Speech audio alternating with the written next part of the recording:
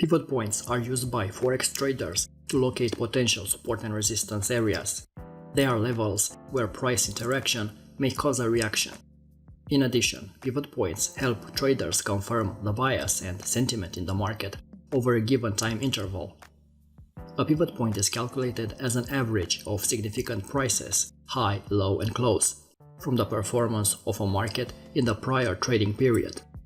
If the market in the following period trades above the pivot point, it is usually evaluated as a bullish sentiment, whereas trading below the pivot point is seen as bearish. Pivot points are considered leading indicators as they have predictive qualities. Many Forex traders prefer to use pivot points over many other types of horizontal levels as they are more objective and easy to understand. Pivot points are a tool that can help traders recognize points of interest where traders are likely to see increased order flow. Traders tend to place stop-loss orders and take profit targets around these levels, so there's a higher chance of activity that can cause price rejections or breakouts from these levels. Many Forex traders are aware of what pivot points are and may even incorporate these support and resistance levels into their trading strategy, but there are many different variations of pivot points. The ones you are most likely familiar is the standard pivot points. One of my favorite type is the Fibonacci pivot points.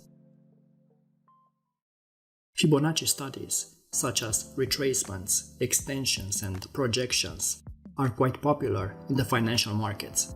The primary Fibonacci levels that traders watch most closely are the 38.2 and the 61.8 retracement levels.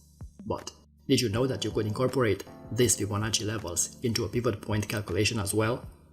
In fact, it is very similar to the standard pivot points, with the additional inclusion of the 38.2, 61.8, and 100 ratios. Fibonacci pivot points method uses the same formula to determine the central pivot point level as the floor traders pivot method. The support and resistance levels are calculated by using Fibonacci retracements and extension levels of the previous session trading range. Fibonacci pivot points can be used in two ways: to spot the main trend of the traded instrument, or use them to enter and exit the market. To identify the direction, if the price level of the pivot point is broken in an ascending move, the market is bullish, and if it breaks below it, it is bearish. Generally, if prices hold above the Fibonacci pivot point, it can be said that the market will be uptrending, and if the price holds below the pivot point, the market is downtrending. So the simplest way to use Fibonacci pivot points are as regular support and resistance levels. Here are some important tips regarding Fibonacci pivot points you should be aware of. First, the more times the price touches a pivot level, then reverses, the stronger the level is. If the market found rejection at that particular level, it means it holds a great significance for market participants. Here are some examples of Fibonacci pivot point rejections.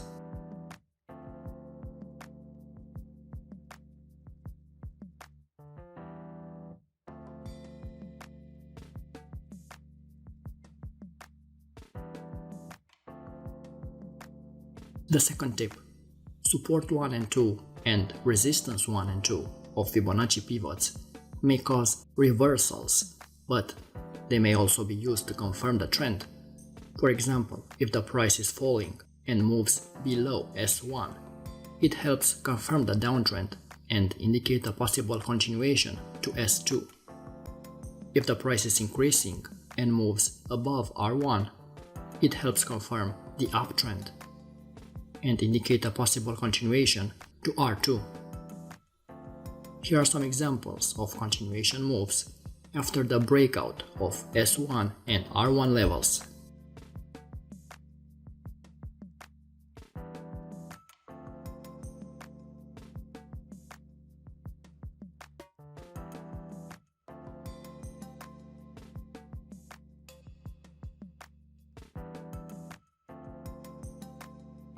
Now let's see how to trade using Fibonacci pivot points.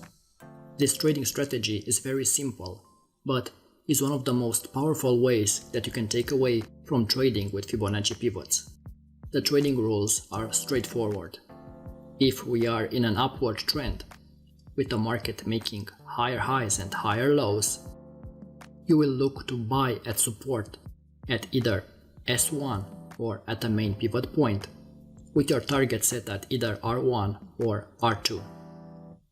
If we are in a downtrend, with the market making lower lows and lower highs, you will look to sell at resistance at either R1 or at the main pivot point, with your target set at either S1 or S2. Also, don't focus on S2, S3 or R2 and R3 levels in a strong upward or downward trending market, since these levels are not often tested during a strong bullish or bearish advance. So remember that this is a trend following strategy, not a pivot reversal strategy.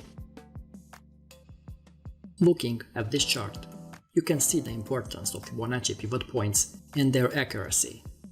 In this example, we determined the main upward trend by analyzing recent market swings. You could also add a moving average for a better visualization of the trend. I prefer to use longer period moving averages to confirm the trend, like the 200 or the 100 moving average. During this rally, we have consecutive days of higher pivots. The central pivot point is the most important part for me. The location of the main pivot point on the chart represents a critical information to be aware because there is a high probability that it will be reached. That's why I prefer to compare the value of the main pivot point with the value of the previous day, and if the current pivot point is higher than the previous one, I consider taking only long entries. If the current pivot point is lower than the previous one, I consider taking only short entries. So coming back to our example, you can observe that the main pivots are well separated and are acting as a perfect area of support. S2 and S3 are never touched during these days, so we look to buy around the central pivot point and S1 levels, using price action or any other technique you prefer. You can also use indicators to spot your entry. The choice is up to you. Here are other examples of trending markets and opportunities to buy or sell using Fibonacci pivot points.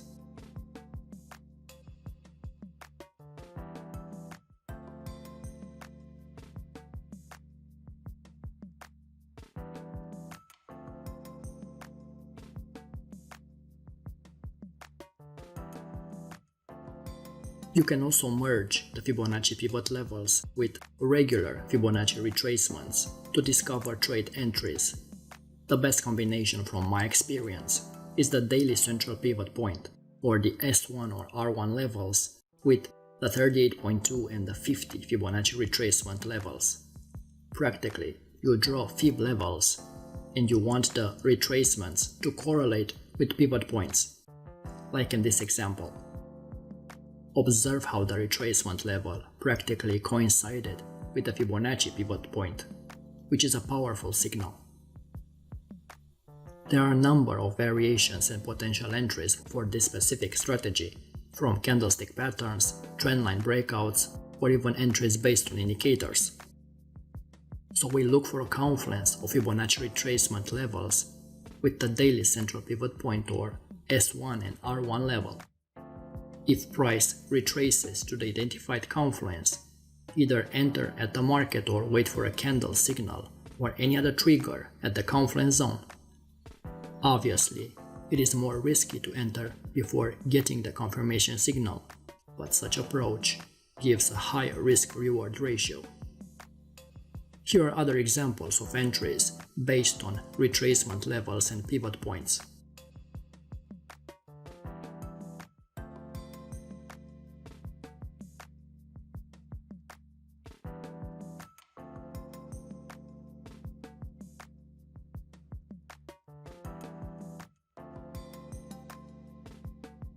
While trading with the Fibonacci pivot points, you have to follow some important rules.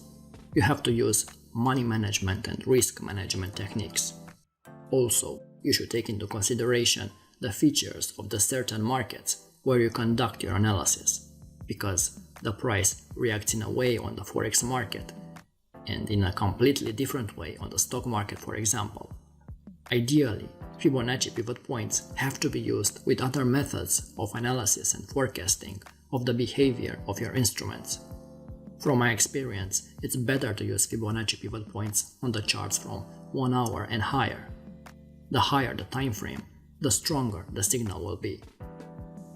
If you enjoyed this type of content, give it a thumbs up to show your support. Also make sure you subscribe and hit the bell icon to get notified each time we upload. Until next time.